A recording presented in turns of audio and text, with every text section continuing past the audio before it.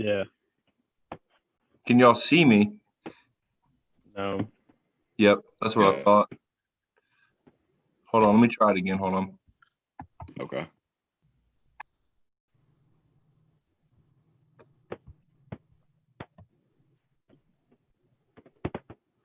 Yeah. Can y'all see me? No. Yep, that's what I thought. Hold on, let me try it again. Hold on. Okay.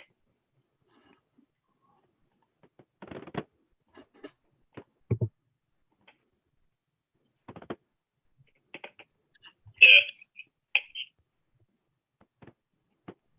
Can y'all see me?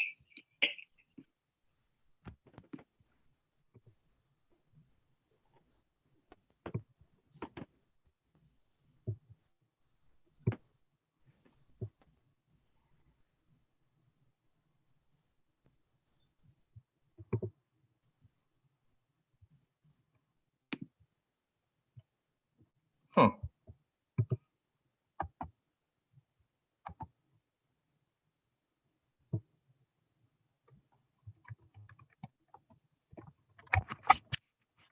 There we go. Got you now. Okay, it's live on YouTube now. Let me share it real quick.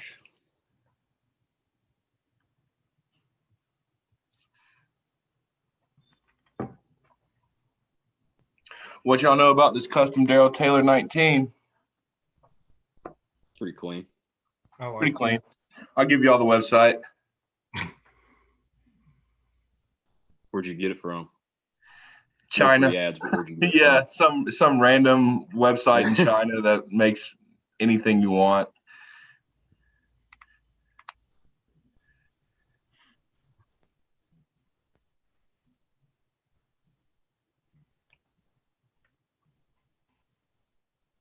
Trying to keep up with the Lady Vols. They were up 7 at halftime against Arkansas. They're up 9 right now, halfway through the third quarter. Nice. I was going to mention it on the podcast, but did y'all see Colorado beat Oregon? That makes us look a lot better. Yeah. I didn't see that. Beat them pretty handily too, didn't they? They did.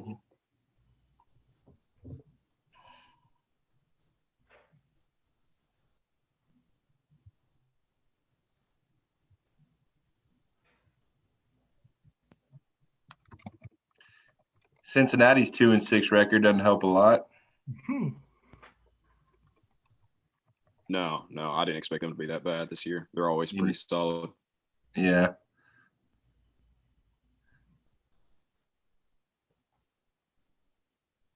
All right, it looks like I just shared the link. It looks like we're live everywhere. If not, I guess we'll figure out after. Yeah, make sure I'm recording this too. All right, yeah, if y'all want to go share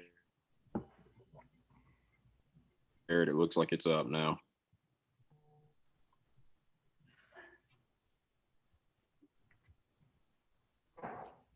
Can y'all hear me? I took my headphones out. Yeah, I got you. I'll make sure to switch everything back. Yeah, I'm not using my AirPods either. I listened to it on the last time, and they just sound kind of, I don't know, they sound kind of grainy. Well, it's like going off the computer this time. I had them in, and it was loud as crap, so I tried to adjust it, and then I couldn't hear anything. So.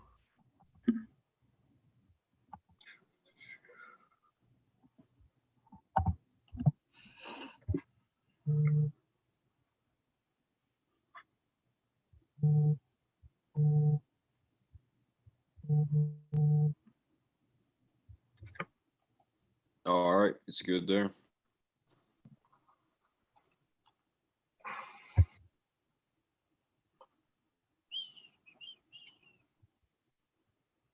All right, we're going 3, 2, 1. All right, good to go. What's up, guys? Welcome to the Checkerboard Check-In, episode 2. Weeks took Christmas, New Year's off.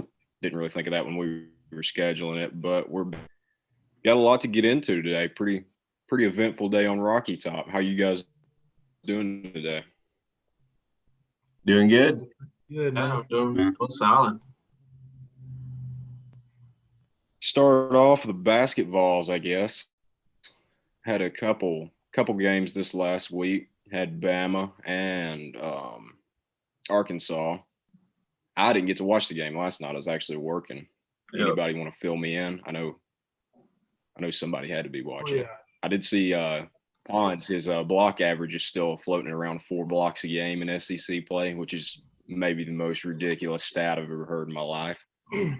I was most impressed with Josiah Jordan James. Honestly, he filled up the stat sheet, and he's becoming a leader on the team. He really is. Barnes even mentioned it in the postgame that he's become one of the vocal leaders of the team, if not the leader of the team now. So I was very impressed with his development from the first year because he seemed to just kind of be lost on the court sometimes last year, but he really has developed this year, and I think that speaks a testament to the coaching staff and what they've been able to do with him, and makes me excited for our other 5-star freshmen to see what they can do with them. For sure. Keon get the first start last night too. I did see that. I Yes. figured that was just a matter of time. He had a really solid game. He got into the lane pretty much at will. He's so good from that mid-range area too. It's like he can stop on a dime and turn around and hit a tough fadeaway jumper on you. And I mean, it's just like that every time. Seems like he gets it at will. Yeah, I think Barnes, didn't he say after the game too that Jaden Springer was believe he was going to start too, but then the ankle was still kind of a little bit shifty, which that's kind of expected. He didn't have much time to turn around there, but at least it shows we don't have prima donna 5-stars, which I don't think we did anyway, but they're ready to come out and play every night. That's we don't have Penny Hardaway 5-stars. Football team. Yeah.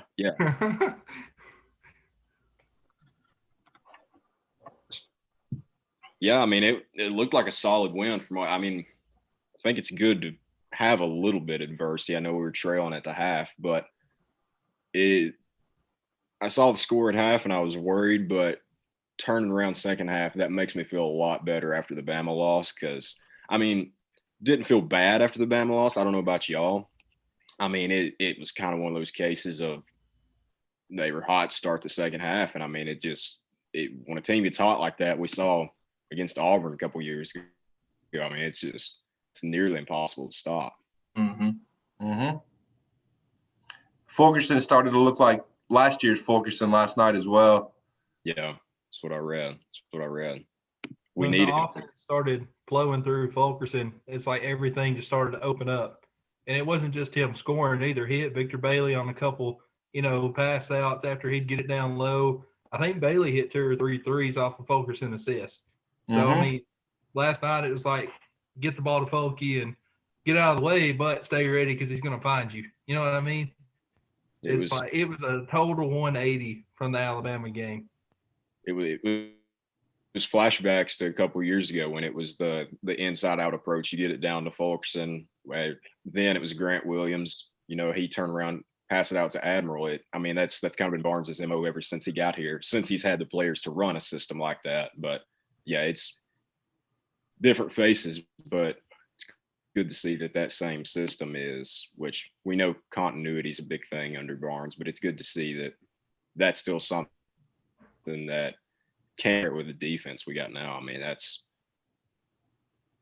going to be hard to beat, as evidenced by the 8-1 record. But I mean, I'm still excited. I mean, you never like losing to Bama, but it was a good gut check this early in the season. Rather get beaten now than in March. Yeah, it's better now. Kentucky knows that all too well right now. Oh my God, dude! You love to see it though. Oh yeah. Oh yeah, it doesn't hurt my feelings at all. They could lose a few more. I was about to say they started 2-0 in conference. We play them once or twice. We play them twice, don't we? Yes. You should, yeah. That's just 2 more losses for them. Yeah, big losses. Well, it's That's all I had on basketball. Like I said, I wasn't able to watch the game last night. I mean, it seems solid. Like I said, good to have some early season adversity like that, especially with several new faces in this year. So I don't have much more. If I got anything else to add, go ahead. But if not, we'll go ahead and get into the latest in the football world, which is always, as we've talked about before in the last episode, every day is wind, I guess. Does anybody have a better word to describe it? Because I don't. Nah, that's probably about as good as it gets. Yeah, that's all I can think of. But I mean, I know report came out a couple of days ago that they've hired kind of the angel of death lawyers. This is the way they've painted it out to sound like. I mean, I'm not going to act like I know anything about the legal side of what's going on, but I know several people from what I've read said that when these two lawyers that they've brought in now, when they get on the case, it normally is a sign of end of times for a head coach. So And what's you have that, and then interesting, you have, yeah, go ahead. I was just going to say, what's interesting to me is that apparently the reason Eric Gray was held out of the last game was because of this investigation. So it's been going on for some time now, and that was what was interesting to me. Yeah, and I mean that's just it's another case of Tennessee not being able to get out of their own way. It looks like, because I know that was the big talk on Twitter today. Is, I mean, with all this going on, and apparently they put a hold on extending contracts for the coaches, hiring new coaches. So now we've got everybody else in the country picking up their first on the list assistant coaches while we don't know what we're doing, it looks like. So that's if it gets to a point. Yeah, I mean, if it gets to a point where Pruitt is still the coach, I mean, I don't know. I know his top defensive line target's going to Texas now. So right. He did talk to Steele today from Auburn. I have a hard time believing Steele's going to leave to come to our situation. But, you know, if you're right, if you're handcuffing him, the longer this drags on. So you got to pick your side of the fence in this situation. Yeah, and I mean, you know, somebody. I mean, Steele's one of the best defensive coordinators. You know, he's going somewhere. He's not going to be at Auburn. So I mean, whatever move we make, I mean, that as a head coach a couple years ago, he wasn't really at the top of my list. But as a defensive coordinator, I don't think you're going to find anybody better. And I mean, we know he's gone with now, his Knoxville ties as well. Yeah, our old Al Derek Mason, as of a couple hours ago, has accepted the job at Auburn, the defensive coordinator job. Really? So yeah, he's out. His contract isn't officially up, but I mean that's a new hire now. So I mean, yeah, their coach wanted to go all outside hires. Kind of saw. Yeah, I don't blame him. So somebody's going to get Steele, and as we know, Alabama loses their coordinators every offseason, like they have offense already. So yeah, didn't have a spectacular defensive year either. That would really just, I know we're in 2021 now, but that would really just cap off a good 2020 for Alabama to hire Kevin Steele as a defensive coordinator. That would, like, they need something like that. Yeah. It would make sense for him because, you know, he sets himself up for a potential job down the line, don't you think? Yeah. Oh, yeah. Absolutely. Oh, yeah. Yeah, I would see him and Venables as potential head coaching candidates for the future. Mm-hmm. Oh, yeah. Yeah. I mean, Venables, he has been for, I mean, it seems like every cycle he is rumored to have a job. Yeah.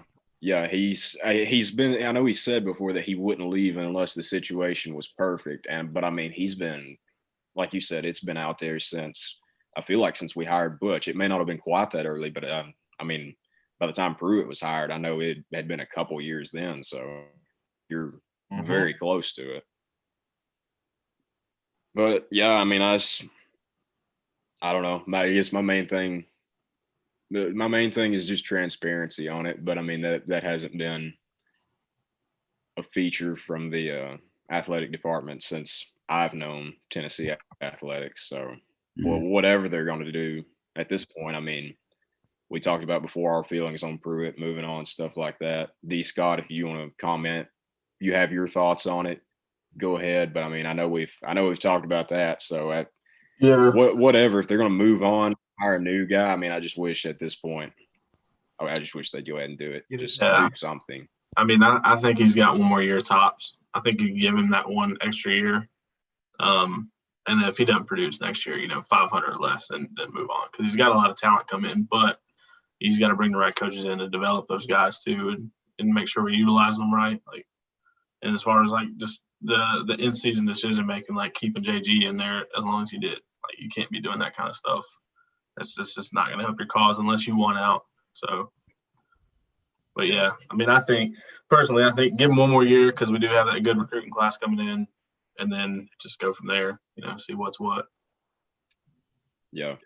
Because everybody's talking about the pool of coaches that's out this year. And I mean, yeah, it is a pretty strong selection, or it was before a lot of them started getting hired.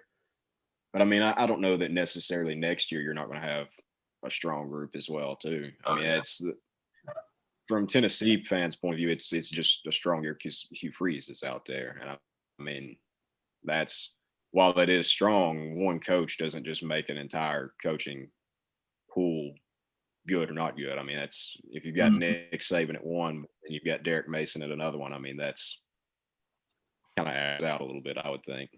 Not everybody can have a Nick Saban, as we've seen. Yeah. Unfortunately. But yeah, you talking about bringing in new additions for next year. I mean, solid recruiting class. Locked up Dylan Brooks since the last time we talked. Mm-hmm. That was, I feel like, besides Salter, I mean, I feel like that's the biggest recruit in the class.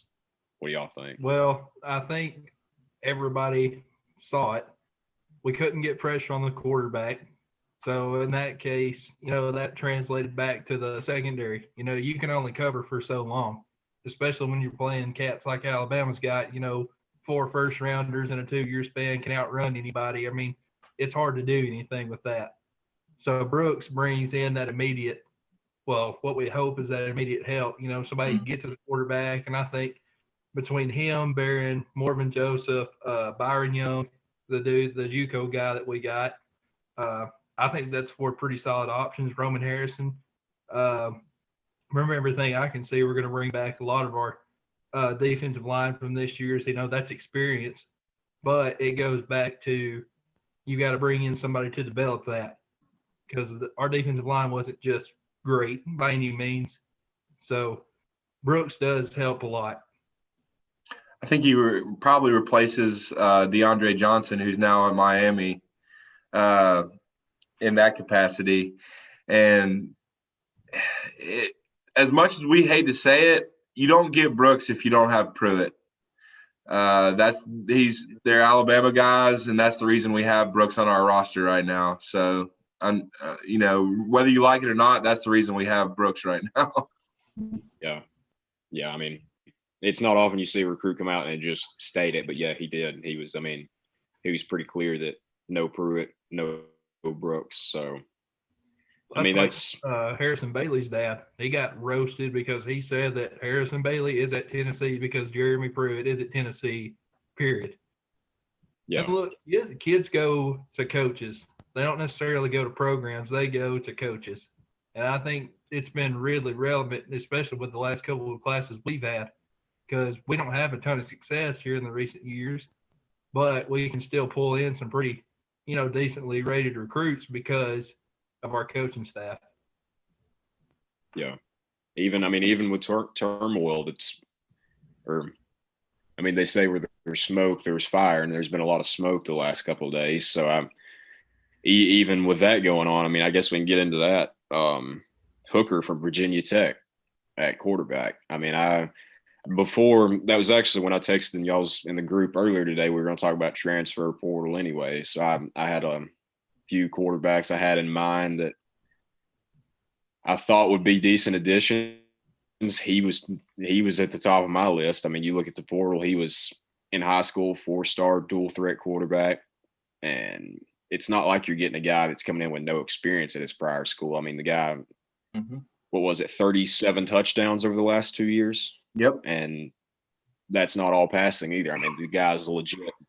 I know we probably from the last couple of years, we hear the term dual threat and we think of old number 2 back there running around like he's got an injured ACL already. But that's something that can always make me smile, not from a happy point of view, but just kind of like, wow, is the fact whenever I remember that Jarrett Garantano was a higher rated dual threat quarterback than Jalen Hurts. That every time I see that, it's just those two in the same class, and Garantano was the higher rated dual threat. That blows my mind whenever I think of it. But I mean, you watch 2 seconds of Hooker's tape and you've got a legit dual threat. I mean, there's labels don't matter with it. Yeah.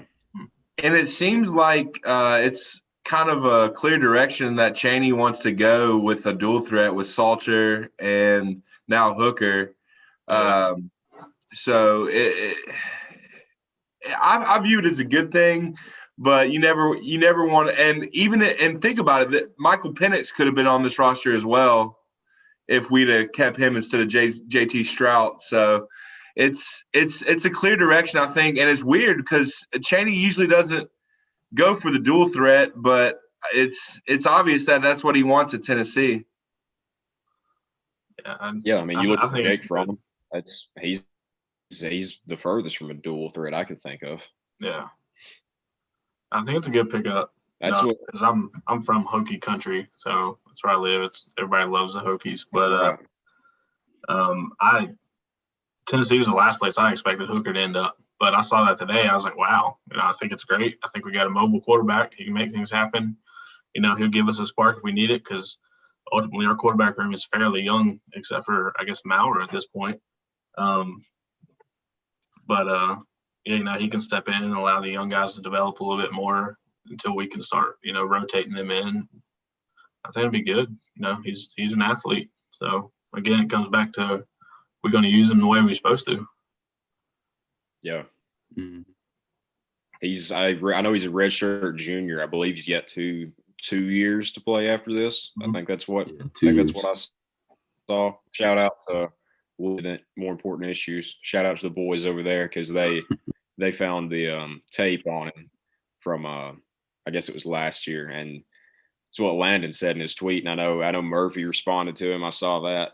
Mm-hmm. I hate putting labels on people, because you just, as we've seen here, you don't know how they're going to pan out until they actually pan out. But the way he runs it, you slap orange on him from a few years ago. I don't know that you could tell his running style any different from Josh Dobbs. And it gets me a little excited. Nothing gets me that excited anymore, just because I've seen how it pans out more often than not. But Murphy, I know you saw. I know I wasn't the only one that saw it too.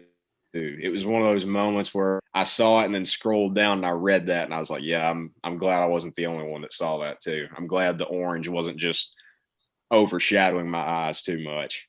I saw it too, and the frame he has may be more suited for taking hits as a dual threat quarterback. He seems like he's a little bigger guy than Josh Dobbs. Yeah. I know his high school profile said 6'4", 220. So I'm sure he's a little bit heavier than that now. He's a big boy. Yeah, he's a big old boy. And that's the thing I think that you need in a mobile quarterback. You saw it with Dobbs. He wasn't afraid to lower that shoulder on the goal line and push his way in. And you watch that tape, and I really, really tried not to make that comparison and have that thought, because you don't, like you said, you don't want to have that expectation when a guy comes in, you don't know a whole lot about him. But it's really hard to watch his tape and not think, wow, that looks like Josh Dobbs. But it's a guy that, it's kind of the way that college football is going now, having a guy that can not only beat you with the big arm, but beat you with his legs too, get out of the pocket, make things happen, and design those plays where he's actually, that's an option. It's not just go out there and, look for these receivers, and if stuff breaks down, then you can make something happen. It's, hey, we're trying to go this direction. You find a hole and hit it. So I like bringing him in. I think especially with a guy like Salter coming in, being a young guy, kind of learn the ropes, kind of figure out how to be a college quarterback. I think that's going to be a big thing for him moving forward. I don't know if you, I mean, he has the most experience out of all the quarterbacks in the room. So do you expect him to be the starter? I don't know, but it's definitely going to help those guys in the room kind of learn and gain that experience and understand what it's like to be a Power 5 quarterback if they don't already know now. So it's good. Yeah. I mean, in Chaney's, I mean, that's what a lot of people don't realize is Harrison Bailey wasn't Chaney's recruit. I mean, he was on the ship before Chaney ever came in. So, I mean, there's nothing wrong with a good pocket passer. I mean, that's probably most of the greatest quarterbacks of all time. I mean, Peyton Manning, Tom Brady. I mean, if they're running, it's normally because somebody's chasing them. They're not they're not out on read options, nothing like that. But I mean, me personally, if it were me, I'd always have a dual threat coming in. I mean, if you want a makes pocket more sense passer for too, college. I mean, it's more right.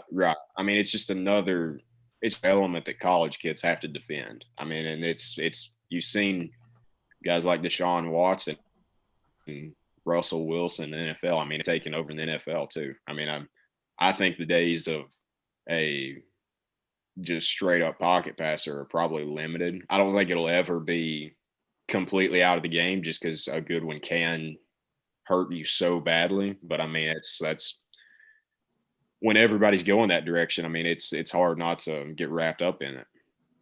And I mean, at the very least, if Hooker comes in, say he's not what you thought he was with his arm. I mean, it's just, I know we don't like running 2 quarterback systems. I know Murphy said that before too, but at least his legs give you something on scout team at the very least. I mean, somebody that can go out and emulate those guys just with his legs. So I don't see any way that this pickup hurts at all. I mean, I think in a time where everybody's trying to rip Pruitt's head off right now, I mean, I got to give it to him. That's a pretty good pickup there. One that I didn't really see coming. I kind of, like I said, I saw it last couple of days, would have liked it, but no, like D. Scott said, I didn't think here would be his first pick at all. No. Has there any been JG? Has he said anything about where he's going or where he's thinking about going? I haven't heard yet. Arkansas State. I know if he was looking to reunite with Bush, he may just be waiting on them to nail down a coordinator. I mean, he's already. I was about to say he's having trouble hiring any coach, much less a quarterback. Yeah, hasn't coached a practice yet, and he's on his looking for his third offensive coordinator. The first one is Texas's quarterback coach now, and the second, I don't remember who the second was, but yeah, he got hired just a couple of days ago. So that not looking good for old Butch boy. First year on the job, first week on the job.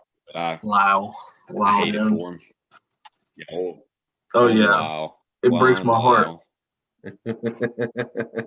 Yeah, I mean, maybe that's what JG's waiting on, just for him to get any warm body that's can maybe coach an offense. But who knows? Who knows? The only real transfer I've seen any. Yeah. 2021 is going to be the year of the moral victories in Arkansas. Brick by brick. Yeah. It's what's secondary, honestly. I mean, who cares about wins and losses when you feel good about yourself at the end of the day? Exactly. Yeah. 5-star hearts. Yeah. Champions of life. That brings a tear to my eye just remembering those days. Not happy tears either. But I mean, no. Take that for what it's worth. Yeah. It's like the Arthur meme. That's the only. Oh yeah. Yeah. That's the only solid move I've seen so far. And you said DeAndre Johnson in Miami. Not a huge surprise there, really. I mean, I think I said it on the last episode it's hard to keep California kids out of California, Texas kids out of Texas, and South Florida kids Yep. in South Florida. So, I mean, necessarily, but somewhere like in FAU, Florida International, something like that. I mean, And I would have put a lot of money that he was going back to Florida. Yep. And I would be willing to bet that if our record was 7-3 instead of 3-7, that he's not looking for a new home. Yeah. But it is what it is at this point. And what are y'all's thoughts on Kevon Bennett? Do you think Pruitt gives him another chance? Doubt it. With all the negativity around the program right now, I think that'd be kind of a suicidal move to try to bring him back in. Agreed. And plus, I mean, if he was a freshman, maybe in a couple years, if he was a freshman and Pruitt does turn things around, I mean, maybe then. But the situation right now, no, I don't see him. Agreed. Back. I don't know where he goes. I don't know something, but I didn't expect Ty Chandler to enter the portal. I mean, I understand it to a degree. I didn't either, really. I didn't expect that, to be honest. This long, I mean, from a football standpoint, like you said, I understand why he is. I mean, it just seemed like Tyron Evans, it sounds like he's legit. I mean, I know he's not necessarily a speed back, but you've got that with Jabari Small isn't a slouch. Yeah.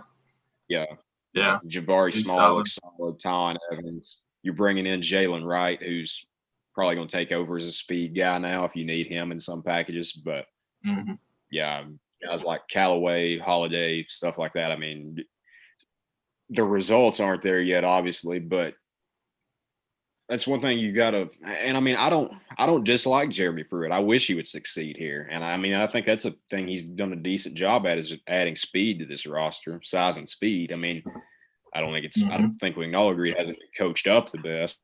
Right. But, I mean, anybody that says this roster is better than Butch's last year, I mean, I'd have to say they're insane. I've seen that take floated out a couple of times, but I mean – I personally, I mean, we can talk about it. I think this team would kill that 2017 team.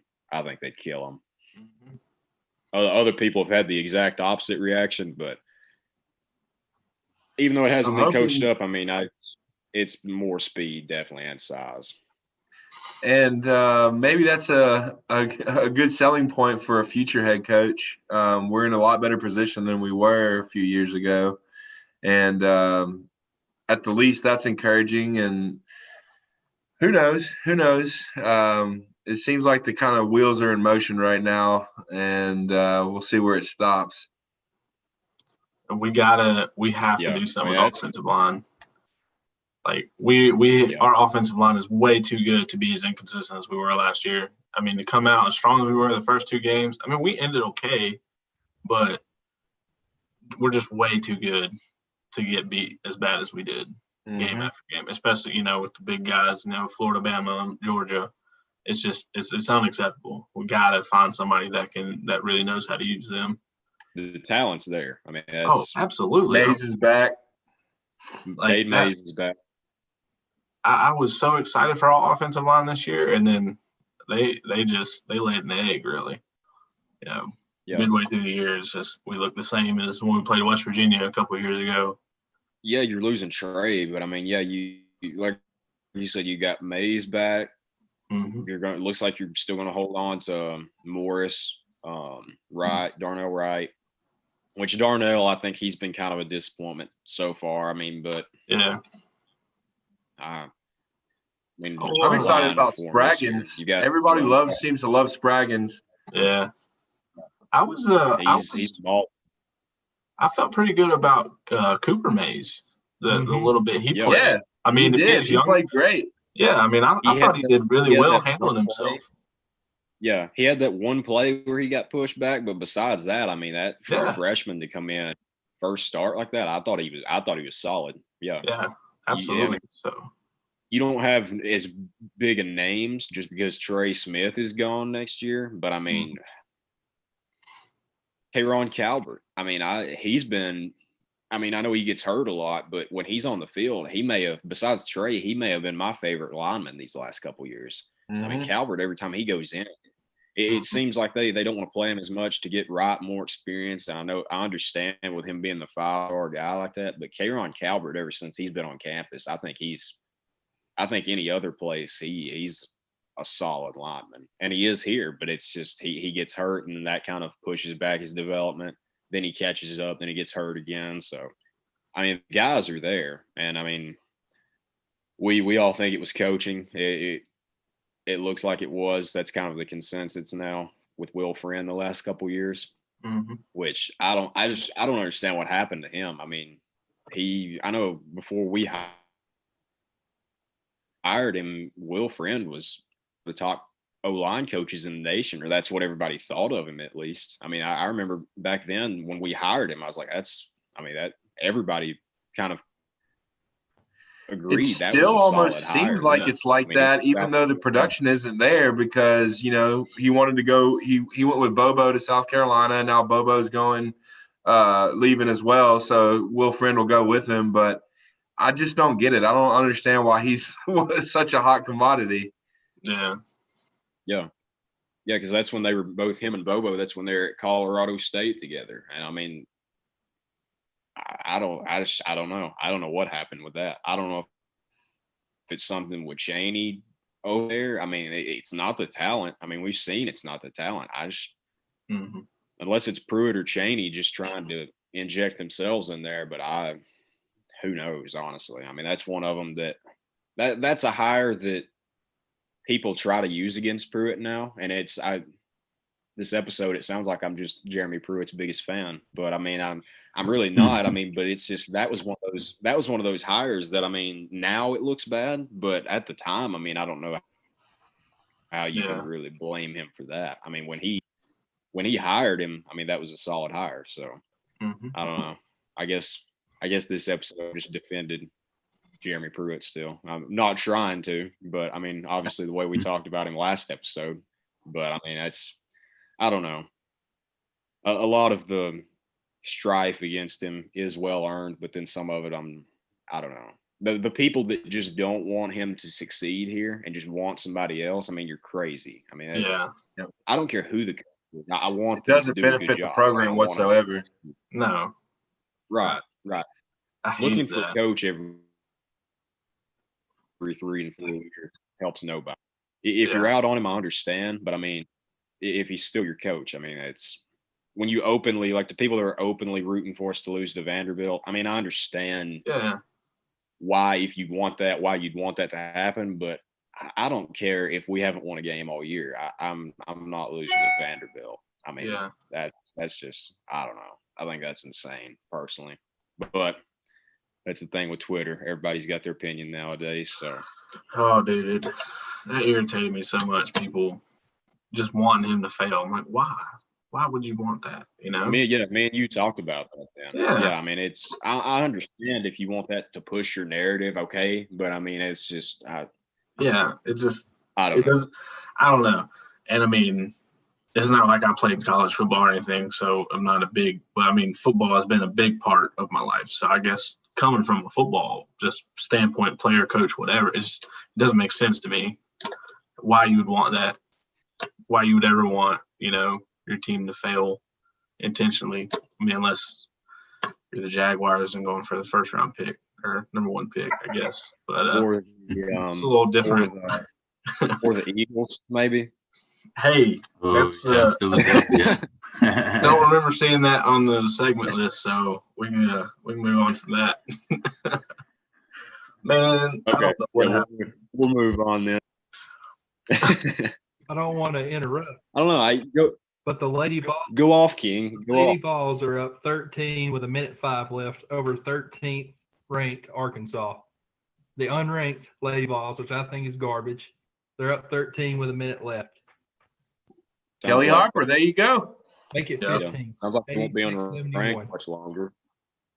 I don't know how they're not. Yeah. I think we've got a pretty solid squad this year. Yeah, it looks like it. I don't get as much into the Lady Vols, but if that's something y'all want to talk on moving forward, yeah, definitely. I mean, I don't think there's a better program at Tennessee. I mean, football back in the day, but with the history and tradition they've got, I mean, That's something we're I've kinda looked over, running but it yeah, up if y'all on them talk now. about that. Really? They're up 17 now with 29 seconds left. That's a 88. solid win. Yeah, that's a Yeah, big I wouldn't win. say it's in the bag, but we've all seen. Well, look at the colors we're all wearing tonight, so I won't say it's in the bag until I see all zeros across there. Forgive me. Anything can happen. I mean, but I don't know. Here's something I didn't bring up. And how'd you let us get this long into the episode without me congratulating you? D. Scott got hired. Was it you said the city of Roanoke? Yeah. I went for the third and final meeting yesterday. So I'm going to be the recreation program supervisor for the athletics division of the city. So Congrats, man. thanks. I Awesome. appreciate it. So I'm excited. It's not, I've been trying to work in college athletics, but at the end of the day, I have a sports related job, or a sports centered job. So I'm really excited. It's still fairly close to home.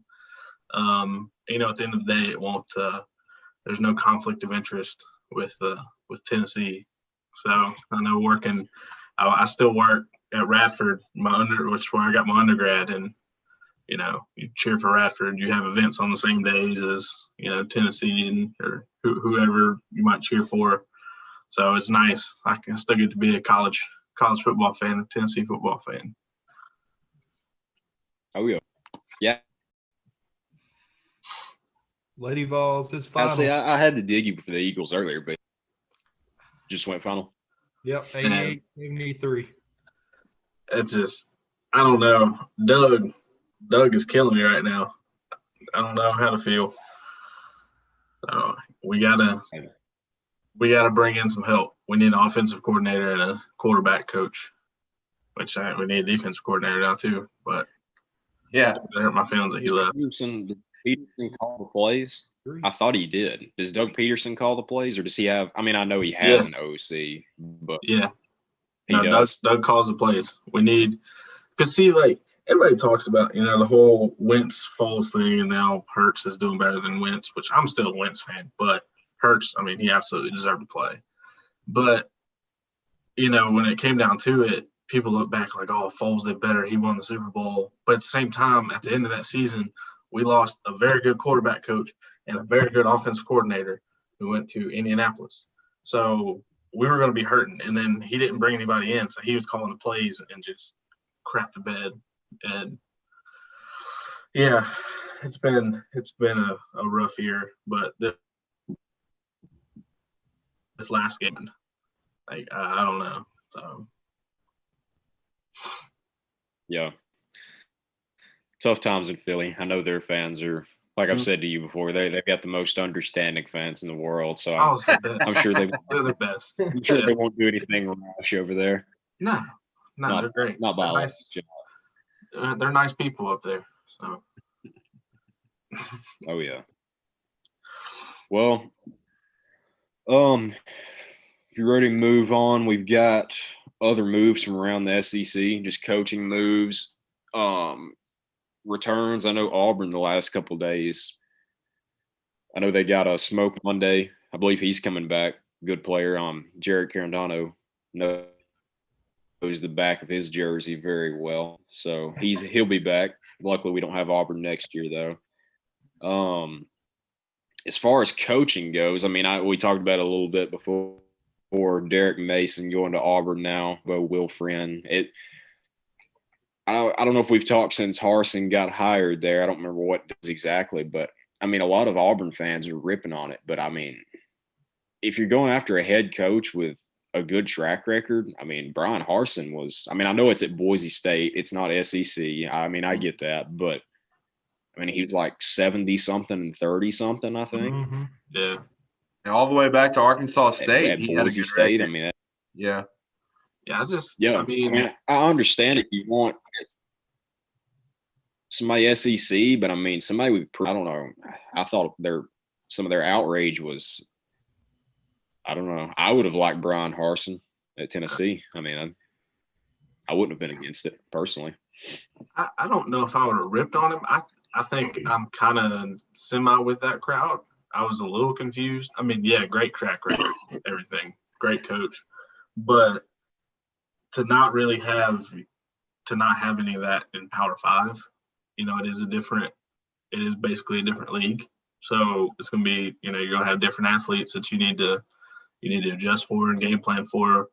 So for Auburn to take somebody from Boise just kind of confused me. But hey, he may come out and surprise me. He may be a very adaptable coach and he can come out and just run it. But we'll see. I really didn't expect them because I think Sumlin was on the table, wasn't he? He was still free. I mean, I don't think they interviewed him, but he was free. You had a handful of big name guys that you could win after, and they went for Boise State. So I don't know. I understand he's not from SEC country. He doesn't really have many ties there, so I understand that part. I'm not saying he's a great hire. Yeah, I definitely see some of it like that would kind of worry me if I was an Auburn fan. But right, as far as big SEC names go, I just don't think that they could have.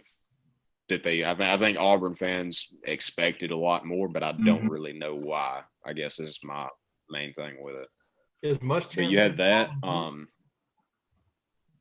He turned down the Texas.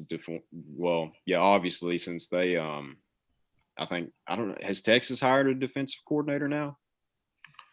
I don't know. I don't think Sarkisian's hired anybody yet. Derek Mason. Yeah. Is he still coaching the championship game? Yeah. Sarkisian's still going to coach the championship game? I think Butch is still coaching the championship game. He's I love that quote earlier in the season Saban had.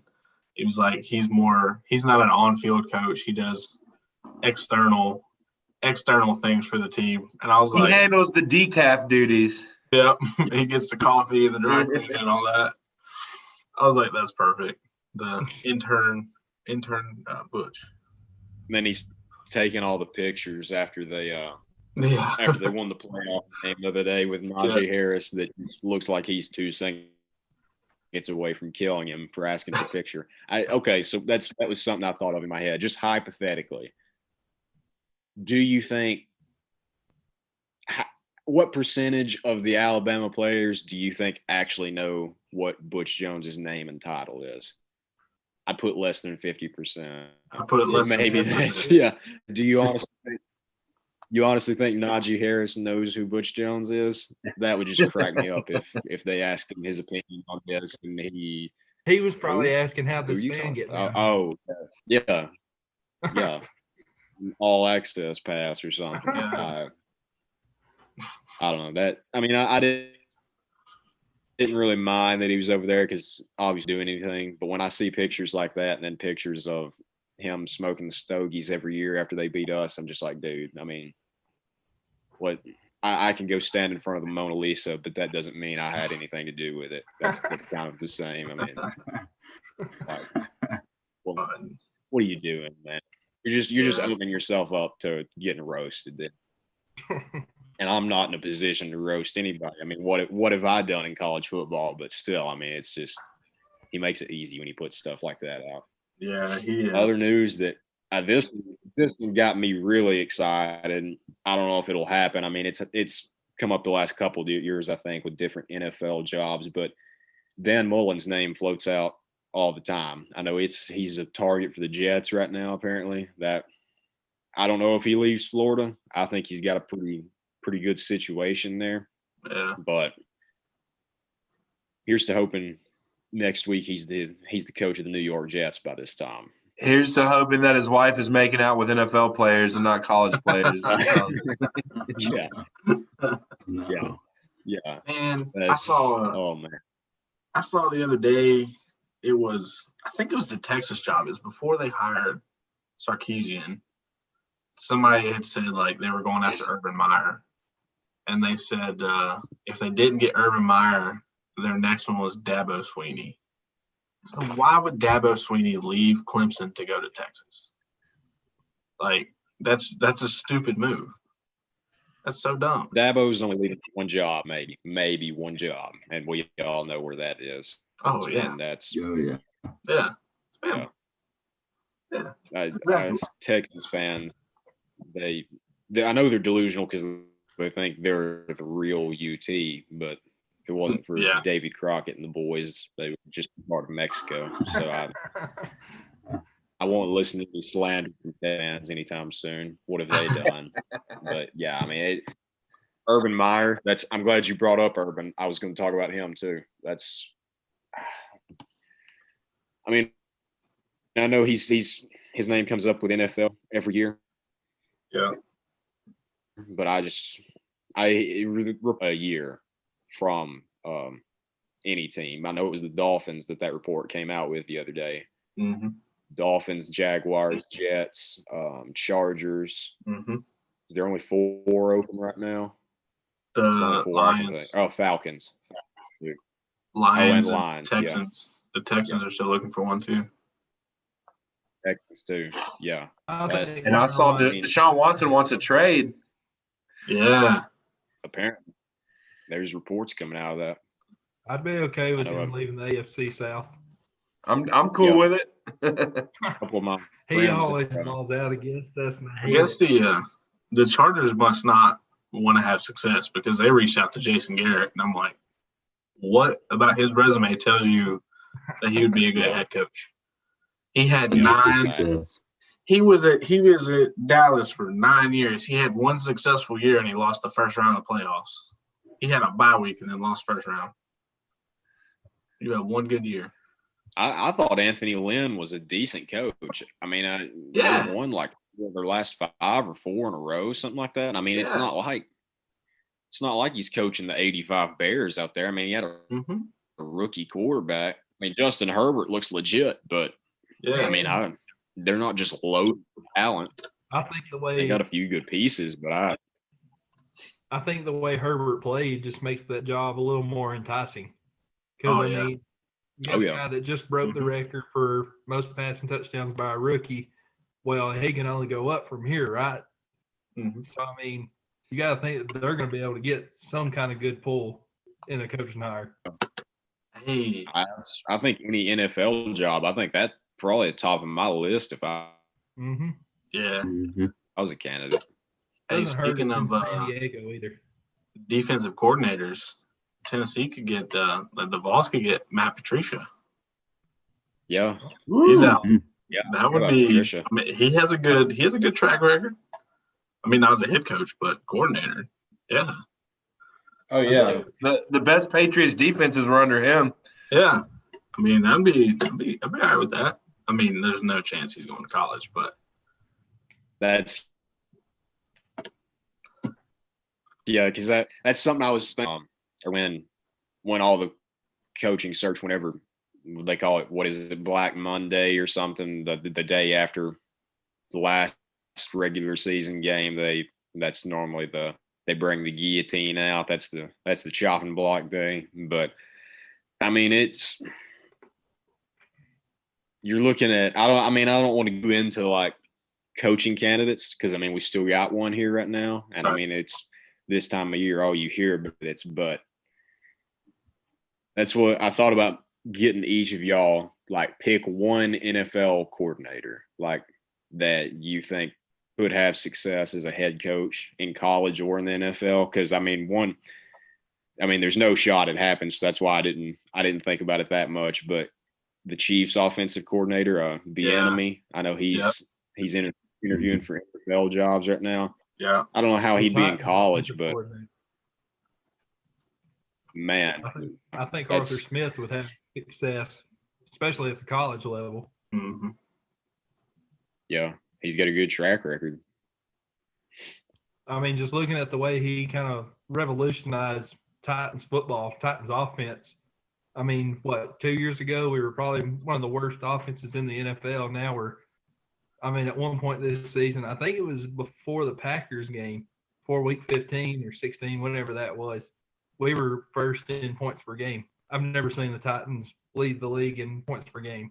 Yeah. I saw an interesting stat today. If Derrick Henry didn't play at all in the first half this year, he would still be fourth in the NFL in rushing. Oh yeah.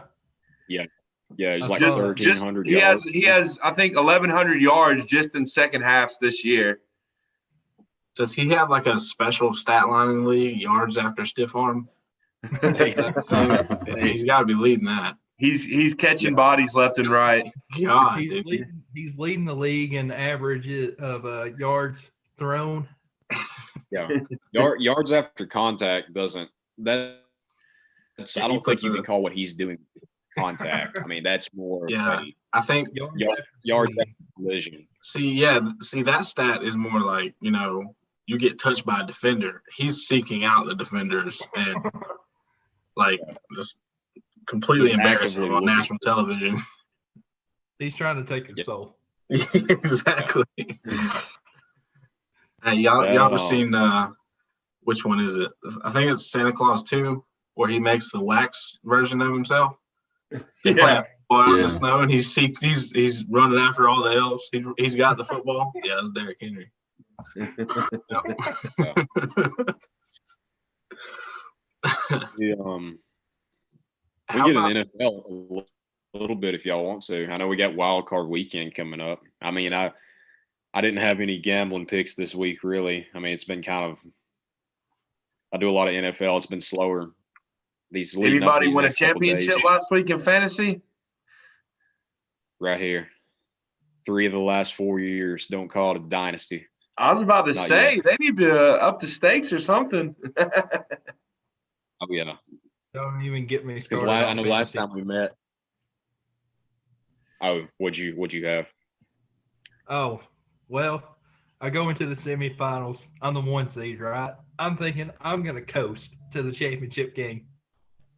Well, that week, Ryan Tannehill put up 35. Corey Davis put up 29.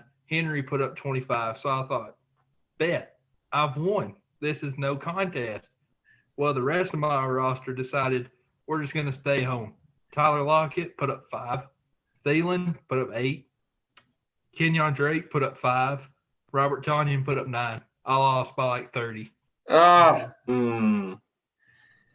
You know, it's funny. I got one to top that. In our championship game, I lost in the semifinals too. But in our championship game, the loser had Alvin Kamara with the 6 touchdowns. The loser had Alvin Kamara. Wow. That's a tough way to go down. Yeah, it is. How do you lose? I mean, I had him too, but yeah, that week I had Aaron Jones and Josh Allen all year too, so they were solid the whole way around. So yeah. Oh yeah. I had a good draft. I had a good year. I think I went 8-5 in the regular season. I started off 4-0, I think, but then I had several injuries and COVID, stuff like that. But then the playoffs were pretty solid. Yeah, I had a decent team this year. But I mean, the Titans obviously, but I'm excited to watch the Bills this weekend. Besides the Titans, I think the Bills are probably my favorite team. But I love Josh Allen. Cleveland, yeah. I think they'll beat Pittsburgh. Yeah. Is that your pick of the week? Because I think Pittsburgh's a 6-point favorite. You want to lock it in, D. Scott? We got a pick of the week on here. I don't think so. I don't think I can do it. No. I think because they barely won the other week, week 17. And Big Ben sat out, and then now their head coach and a couple of receivers have COVID, so they're not going to be playing. So I don't know if they can pull it out unless they just come out. I think Diggs and Cole Beasley are questionable for Buffalo, aren't they? Oh wow, are they really? I'm pretty sure both Diggs and Cole Beasley are questionable for Buffalo. I know Cole Beasley got hurt that last week. So, yeah, that doesn't surprise me. What's Diggs? You know what Diggs is out for? I don't know the injury. I don't know the injury, but I just heard it on the way home that they're both questionable. Okay. Well, the Bills were my lock. I'm still going to stick with it, though. I like it. I'll go ahead and give my lock. I got Titans +3, wrong team favored. Tighten up. Yeah. Yes, I think it sir. may be 3.5 now. Is it 3.5 now? I think it's still wrong team favored. It may be up to. Hey, I'm Yeah, I looking do for too. that. I'm looking for that Washington over Tampa Bay. That's a big one. I think that's the biggest line of the weekend. I would love to see Washington because, I mean, honestly, Washington, they kind of put some stuff together. They're just not very That consistent. defense is strong with Chase Young. Yeah. Oh, my God, Chase Young. They're going to be a good team. They better get their team. offensive line ready because Chase Young is going to be all up in Brady's face. So I think if Alex Smith would have been starting all year, they could have won 9 or 10 games. Yeah. Honestly, Oh yeah. I mean, because he's looked pretty solid when he's been in. Yep. What are they, 5-1 with him starting? Yep. Haskins was Probably. a train wreck. Yeah. I think they'll be looking. I could see them getting somebody like I could see him going for somebody like a Trask possibly because I mean he's not. Yeah. I mean that last game he played, that did not help his draft stock at all. People saying he should have sat out, but I mean I think it hurt him, but I don't think it's just going to tank his entire draft stock. I mean it didn't help definitely, but I think you'll still see a team probably get him in. I don't think it'll be first round. Especially with the way Zach Wilson from BYU, they're in. I mean, he's the player they're in love with this year. It looks like. I mean, I've seen like him go as high as number 3. I don't think he's that special, honestly. I mean, when he played us, I know he wasn't. No, and I don't agree with that number 3 pick at all for him. No, that had him that which I don't know who it was. I mean, everybody nowadays, just like Twitter, everybody's got a mock draft they put out, but that had him over Justin Fields, and that's insane. That's a joke. No chance. Now I'm thinking about it. I mean, that could have just been a complete fabrication that they made up. What do y'all think about the? Says Diggs has an oblique injury. Oh, okay. Oh yeah, oblique. Yeah. I think he could probably. I think he'd play with that in the playoffs. Yeah. What do y'all think about the Lawrence Fields debate after that semifinal game? People are saying that Fields will go first. Yeah, I still want Lawrence. I still want Lawrence. Give me because I remember I had a conversation with somebody like the day after the game. They're like, "Oh, yeah, Fields is going to go first." I'm like, "No, one game is not going to change that. Lawrence is going to be the first pick. You know, there's no doubt in my mind." Because that's a thing that I mean, I'm not trying to sound like an NFL GM here because I'm obviously nowhere close to that. But I think a lot of teams get too caught up in the hype like that. I mean, it's just you take Lawrence. Nobody's gonna blame you if Lawrence and he's a bust. And Lawrence is even just decent of what he can be. I mean, that's career suicide right there. Try to get another job doing something like that. That's just insane. That's an insane idea to me. But yeah, I've seen it. I've seen it out there where people are saying that, but I don't know. I think a lot of the people in the national media just get a little too bored sometimes, and they pull a Skip Bayless, something like that. I mean, it's a hot take business nowadays, but yeah, King Skip still at the top. Dude cracks me up. But that's all. I didn't have a parlay this week. Keenan, did you have one? Just the Titans +3 was all I had this week. Just a lot. Okay. Yeah, I haven't even looked at it much this week. Last time we met, we were rooting for an Austin Eckler touchdown. It would have turned like $5 into 200. They got down on the goal line. We're talking about they got down on the goal line and gave it to Jackson instead, so he got the touchdown. Of course. So I may have punched everything around me then. That wasn't fun, but that's gambling, as they say. That's what you get into. But we're right at an hour here. That's all I had. Anybody got any closing thoughts? Anything? Any rants, D. Scott? Did you get it all out about Philly? There's not enough time today to get through all that. I wanted to give you the floor there for a little while. That was one of the most questionable moves I've ever seen. One of the most questionable moves I've seen. So I didn't know if you wanted to. No, this is a safe place for you. This is a safe place, D. Scott. You're welcome. You're welcome here. I'm glad. That's all. It's just I don't even. That's know all what he's to got. say to it. I don't know what to say. It's so bad. Like we got to do something. We got the number 6 pick. We'll probably pick some bull crap. Whatever. We could probably get Devontae Smith, but no, we'll take some Arizona receiver, something like that. Nobody's ever heard of. Sleeper pick. Yeah, I'm calling it. At number 6. Well, and the fans are guaranteed to love the pick, right? Oh yeah. Okay. Yeah. No, the city will be perfectly fine if we pick somebody. Yeah, if we pick a sleeper pick at number 6. Like, no riots. No riots. Like Howie Roseman will be safe. Nobody's going to be coming after him. It's all good. Yeah. Guaranteed. Yeah. Well, that's all I got. Anybody got anything else? I have one question. D. Beckwith. He was kind of the guy, the positionless guy coming in to this class, this last year's class. Does he stay at running back? Or if he does move, where does he move? Because I'm not going to lie, at the A&M game, I was sitting 8 rows back from the end zone.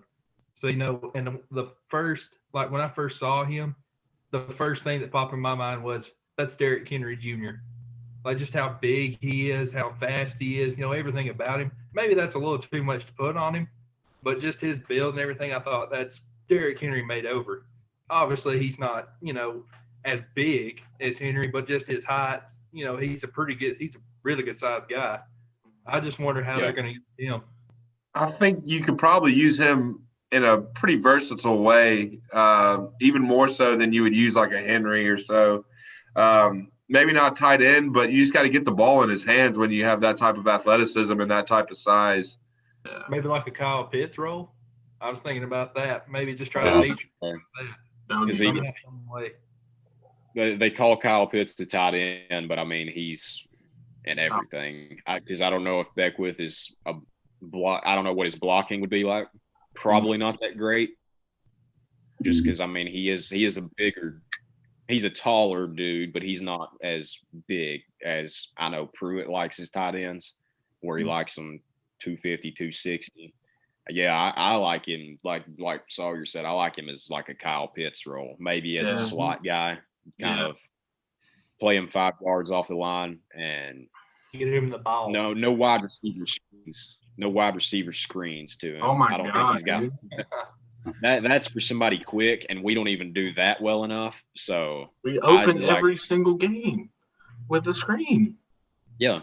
Every game, the first drop of every game, there is a screen.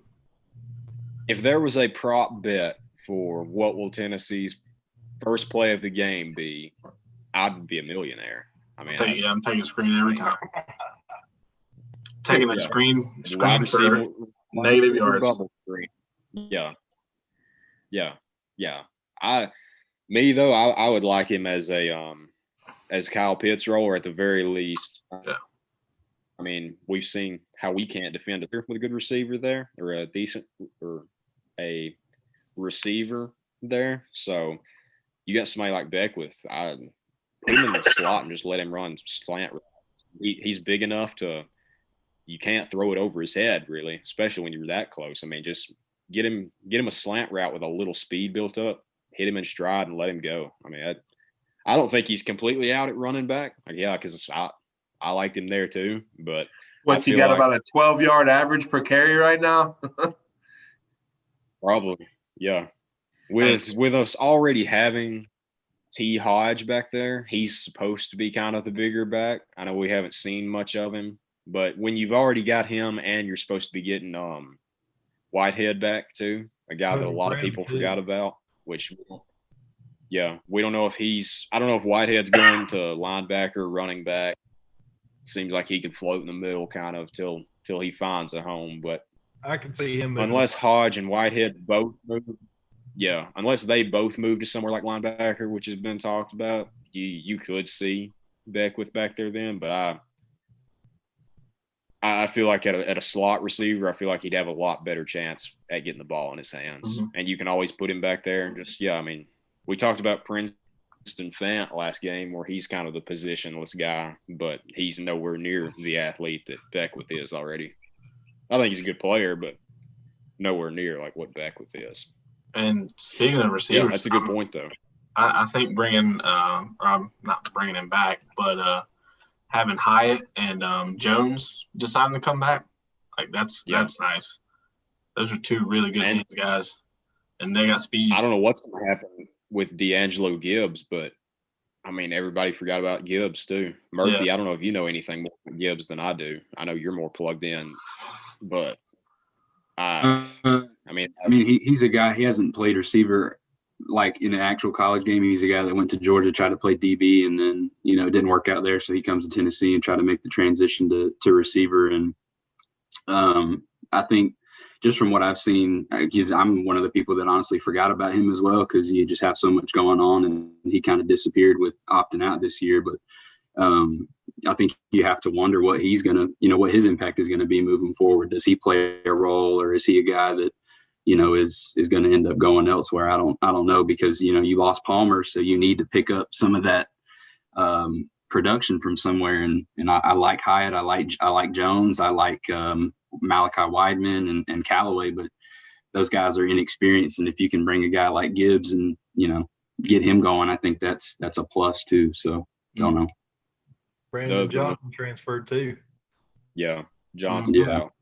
The reports on Gibbs last year, you may have seen the same thing. I know everything they were saying in spring ball and right before the season started in fall camp, it sounded like Gibbs was going to play a big role. And then you said opt out there. I didn't know if it was. I'm glad you said that. I didn't know if it was a true opt out, because I thought at first when it first came out he was. Seeing on academics was the label they gave it. So I didn't know if it was by choice or kind of, hey, get your grades right first. So that's better to know that, at least. I don't know if they actually ever came out and said whether it was an actual opt-out because of health.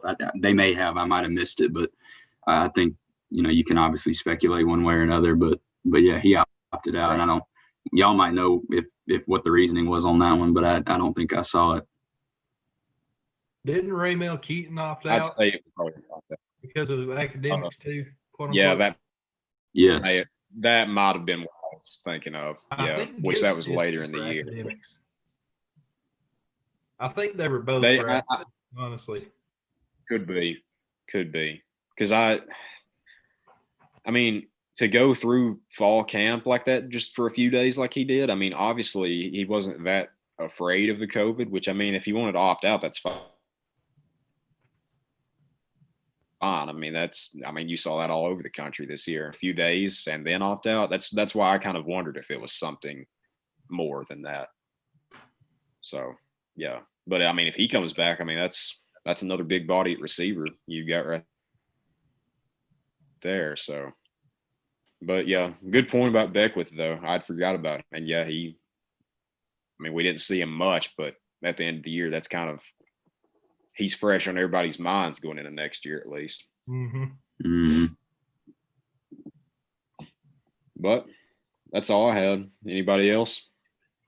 Yeah, I had one thing I wanted to kind of get everybody's opinion on. I'm sure you guys saw it, but Bryce Thompson declaring for the NFL draft, not going to be back next year. I think that's a big loss when you look at the way the secondary played. I think, we all kind of talked about that last time and how big of an issue that was, but I just wanted to get your opinions on where you see the secondary going, because I think it's looking like Alontae Taylor is going to be back next year, and then after him you go to Burrell and then Kenneth George, and I think Kenneth George was a senior actually, and I don't know if they've announced whether he's coming back or not, but after those guys, Key Lawrence is going to be a safety or a cornerback at this point?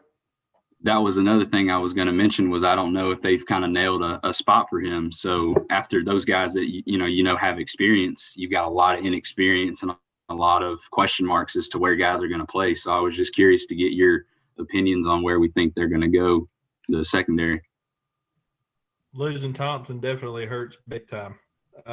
He was easily best cover corner. I don't think there was anybody else that was close. I mean, literally, when you watch games, people did not throw at Bryce Thompson very often because he was running the routes for you. Now, like you said, I mean, yeah, Alontae Taylor's still there. Warren Burrell's still there. Key Lawrence, I thought he should have been playing all year. I mean, Danico Slaughter, where was he at? Did he not start the South Carolina game? He did, yeah. Lined up in the slot across from Shi Smith and then just disappeared. He was kind of MIA the rest of the year. We have options, inexperienced options, but we do have options. I don't remember. Did we bring in any defensive backs in this recruiting class besides Rucker? I know we brought in Deshaun Rucker. McGee? No, we lost. We did lose. We lost LSU. McGee. That's right. So I feel like there's another one.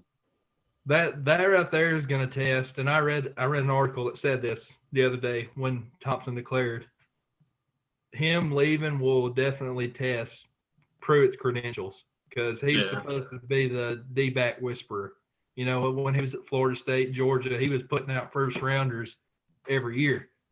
Well, now here's your time to show. Are you really that good? Are you that guy that they said you were? So I don't know. Thompson leaving definitely hurts a lot. There's go ahead, man. I was just gonna say the only other one's a defensive back. Rucker was the only one listed as a DB, but then you have Rock Taylor if he stays solid. I know there's been a lot of talk with him in Auburn, so who knows with him. He's an athlete, 6'2", 212. I would probably put him more in line and outside linebacker maybe, but I would say safety after that. Christian Charles, I forgot about him, honestly. 3 stars. Yeah, I think they recruited him to play defensive back. Yeah, 6'1", 185. You could see him there. And the big one that I forgot about, which I don't know how I did, which I don't know where you'll see him. I know I watched his tape after he committed, and he plays everywhere, was Cayman Marley. Yeah. Marley, yeah. 206. I could easily see him at safety or probably safe. Charles was the steal of this recruiting class. They're apparently we're really big on him, and he's very underrated. So there's a couple more options there. Yeah. Not bad. I could see us getting a transfer there too, honestly, especially at corner. Yeah, you have to. Mm-hmm. Yeah. Thompson to me, it was pretty expected. I didn't think I'd see him back next year. I would have been shocked if he would have come back. I think Alontae stays just because I think he could get drafted, but before this last year, I would have said it was a lot more. I mean, I know before this last year, he was getting a little bit of buzz for the draft, but now it's hard to keep any kind of buzz like that going after a year like this year. Unless you're a guy like Thompson that he's about his business all the time. So it wasn't a huge shock to me that he left, but yeah, I mean, that's going to be hard. Up to the number one role, I'd probably put either Lawrence or Warren Burrell at the next slot. And whoever doesn't get that spot's the nickel, probably. That's probably – or Slaughter. Like you said, we saw Slaughter at the beginning of the year. I could see him moving down in the nickel. Mm-hmm. Yeah, you've got pieces there, unlike 2017. But yeah, it's just finding the right spot. Yeah, good point, though. I didn't think about that either. Well, I guess that'll wrap up episode 2. We're a little over an hour and 12 minutes, I think. That's a good episode, guys. Yeah. Got everybody in this time. Good to see Scott this time. Guess that's it. I guess we'll wrap it up. Thanks for checking in with us, guys, and we'll see you next week. Y'all take it easy, boys. See ya. Peace. See y'all later.